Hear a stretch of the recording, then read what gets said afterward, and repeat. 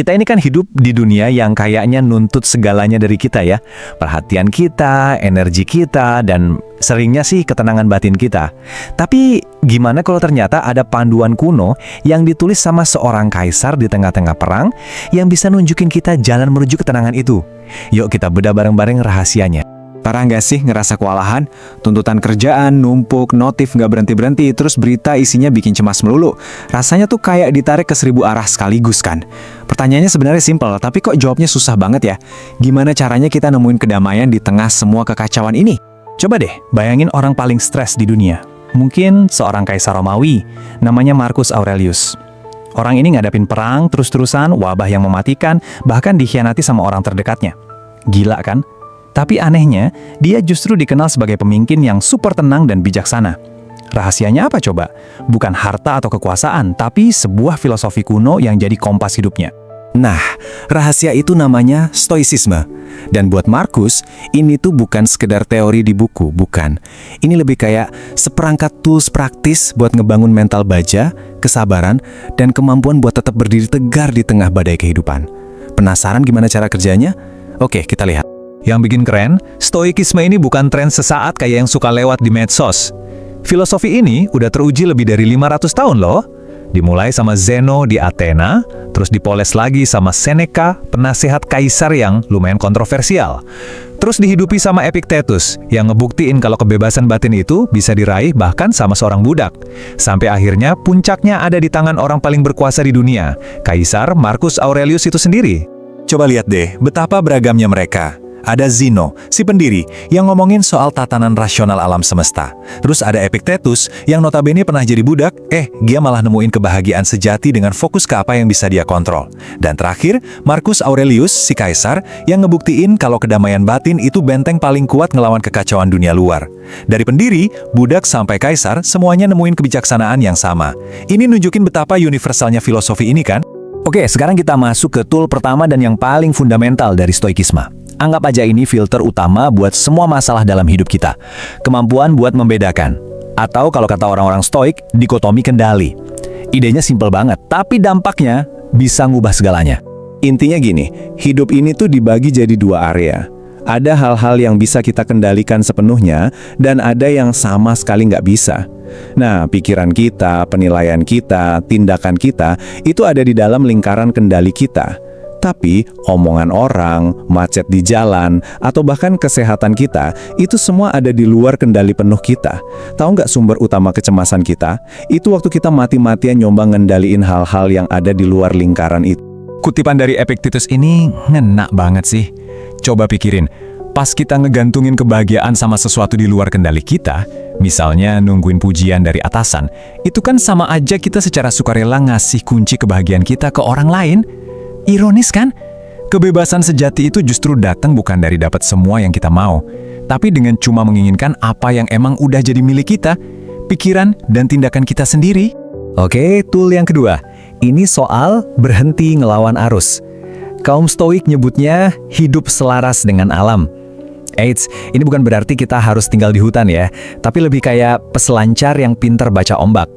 Daripada ngelawan realitas, kita justru belajar buat bergerak bareng realitas itu. Nah, konsep di baliknya ini namanya logos. Biar gampang, anggap aja ini kayak sistem operasi alam semesta.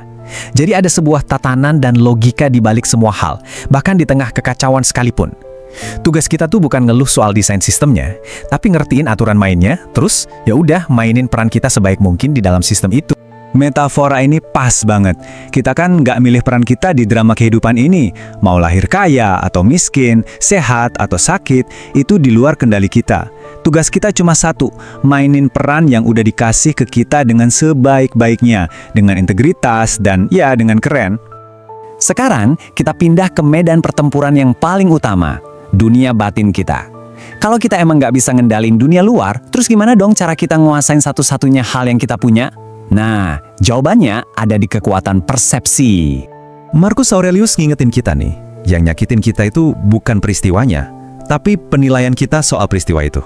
Contoh, dipecat dari kerjaan. Itu kan sebenarnya cuma sebuah peristiwa, nggak buruk atau baik. Tapi penilaian kita, wah gue gagal, hidup gue hancur, itulah yang bikin kita menderita. Kekuatan sejati itu datang pas kita sadar, kita bisa milih interpretasi kita sendiri terhadap apapun yang terjadi. Terus gimana cara prakteknya? Oke, gini. Pertama, lihat faktanya aja, jangan ditambahin bumbu. Misal, ada yang ngeritik kerjaan kamu. Udah, itu faktanya. Kedua, sadari opini yang muncul di kepala. Ah, dia pasti mikir gue nggak kompeten. Nah, ini nih sumber rasa sakitnya, bukan kritiknya. Ketiga, tolak opini itu. Kritik itu nggak bisa ngerusak karakter atau integritas kamu kan? Keempat, dan ini yang paling penting, pilih respons yang membangun. Mungkin jadiin masukan buat belajar, atau mungkin ya udah diabaikan aja. Itulah satu-satunya hal yang benar-benar ada di bawah kendali kamu. Kaum Stoik juga ngasih peringatan soal 4 awan emosi yang bisa nutupin akal sehat kita. Ada hasrat yang nggak terkendali, yang bikin kita ngejar hal yang salah. Ada ketakutan, yang bikin kita jadi lumpuh, nggak bisa ngapa-ngapain. Ada kesenangan berlebihan, yang bikin kita ceroboh. Dan terakhir, rasa sakit, yang bikin kita reaktif dan impulsif. Kata mereka, kalau kita dikendaliin sama awan-awan ini, kita bakal kehilangan kemampuan buat ngelihat dunia dengan jernih. Terus, gimana dong cara kita ngerespons orang lain? Apalagi orang yang jahat sama kita. Nah, Stoicisme nawarin pendekatan yang cukup radikal. Fokusnya ke kebajikan, bukan balas dendam. Ini idenya powerful banget.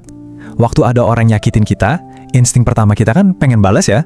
Tapi kata Marcus Aurelius, respons terkuat itu bukan balas kejahatan dengan kejahatan, tapi justru nolak buat turun ke level mereka.